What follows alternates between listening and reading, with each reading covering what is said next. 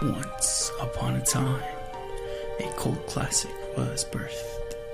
It would go on to become a critical acclaimed television series, possibly the best television series of all time.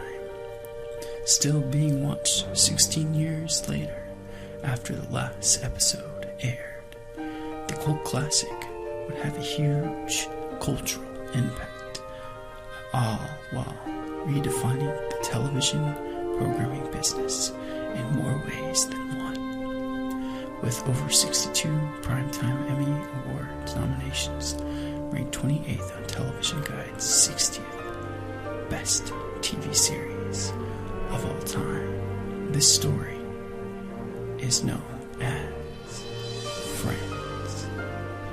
But how did Friends become as famous as it currently is? And why did it get involved in the parties settled on its name? How did it go to win so many awards and nominations? Are the characters still friends to this day? What was the inspiration of the series? What were the characters' lives before fame? And now that the series is getting a reboot, what can we expect going forward? This is the tale of Friends.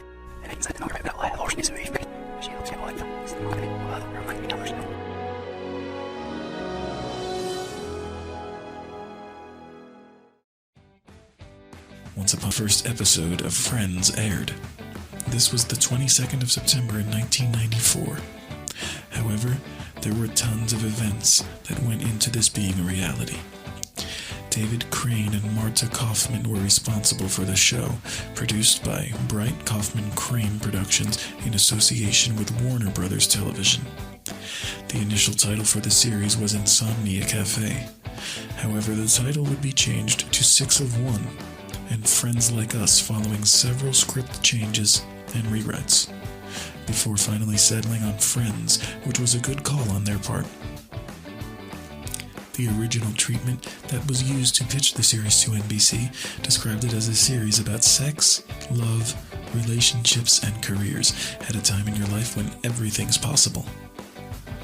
And it's about friendship, because when you're single and in the city, your friends are your family.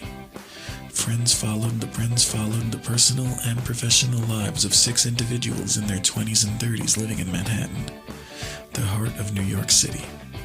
The 6 characters included Rachel Green, Ross Geller, Monica Geller, Joey Tribbiani, Chandler Bing, and Phoebe Buffay. Over 10 years, these 6 friends go through massive mayhem, past and future romances, fights, family trouble, tears, surprises, and laughs, all as they learn what it really means to be friends. At the time, Friends strayed away from the norm and was a breath of fresh air to an audience that was already used to one type of sitcom. For the first time in television history, the series did not revolve around a family home or even a workplace. Instead, it focused on a makeshift clan that resonates with Gen Xers who were forming their own similar connections. It was also the very first sitcom not to feature an authority figure such as a parent or a boss, and this made it stand out from the rest and appeal to an even wider audience. In more ways than one, Friends redefined sitcoms, and currently, sitcoms are playing from the Friends rulebook, and evidently so. Friends also helped to shape the business side of things. For starters, the 6 cast members opted to enter collective negotiations, even though Warner Brothers preferred individual deals. Initially, some cast members would get $22,500 per episode, and by the second season, the pay was between $20,000 and $40,000. However, when they came together and negotiated as a unit, they all started being paid $75,000 per episode in Season 3, $85,000 in Season 4, and $100,000 in Season 5, $125,000 in Season 6, $750,000 in Season 7 and 8, and $1 million in Season 9 and 10. This made Jennifer Aniston, Courtney Cox, and Lisa Kudrow the highest paid TV actresses of all time. This would not have happened had they opted not to stay as a unit.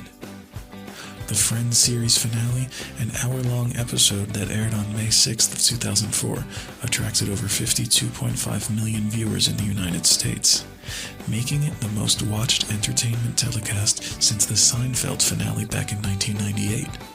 This helped seal the series as a cult classic and a body of work that would be looked up to and admired for many years to come. However, at the very beginning, reviews on the series were mixed.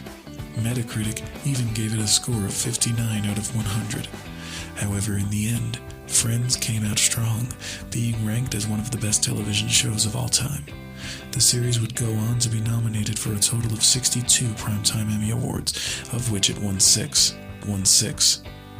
Aniston and Kudrow went on to win Emmys as well, and the series even won an American Comedy Award, a Golden Globe Award, 6 People's Choice Awards, and 1 Screen Actors Guild Award, among others.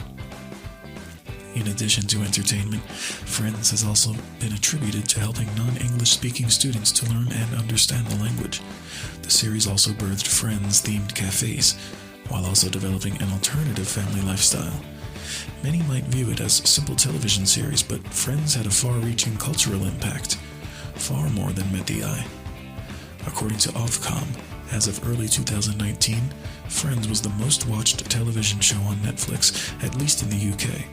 The popularity of the series, even 16 years after it ended, is still unquestionable, and this has influenced a reunion.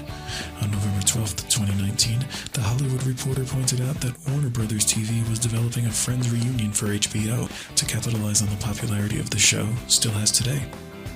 It would feature the whole cast and creators returning.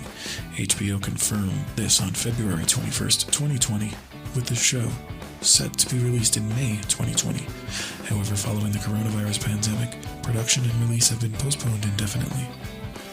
Whether you like it or not, Friends' popularity is unquestionable. The same applies to its cultural impact and the role that it played in redefining sitcoms and the entertainment industry. For sure we will get a Friends reunion, but the question remains, will it live up to the Friends that people grew to love, or will it be grossly underwhelming? Just like the reboots that are currently being witnessed in Hollywood. Well,